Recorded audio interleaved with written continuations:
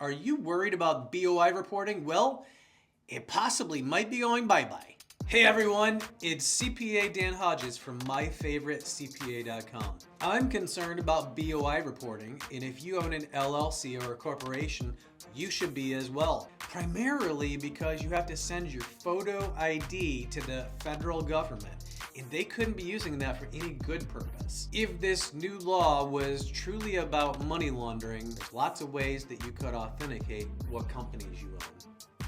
I don't want to get into that right here, but I do want to talk about this law that appears it might be getting some traction. It might be getting to critical mass. It's a proposed bill authored by Warren Davidson, and if you look back at the link on this, you can see that it started in April, and there's been any number. It looks like 100 legislators have signed on to date, starting in April all the way through the end of the year. The proposed bill is repealing Big Brother's Overreach Act. Well, in essence, it is removing the Corporate Transparency Act, which is targeting small business. That would be LLCs and corporations. It burdens millions of Americans with extra paperwork, unnecessary fines, and it eliminates anonymity altogether, which often is part of the reason to establish an LLC or corporation. Here's a quote straight from the article.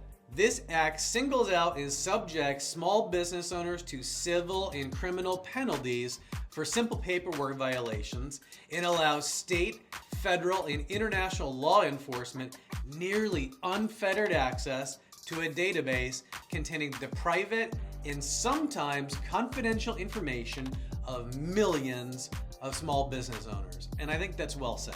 So what are your thoughts on throwing out the Corporate Transparency Act and BOI reporting?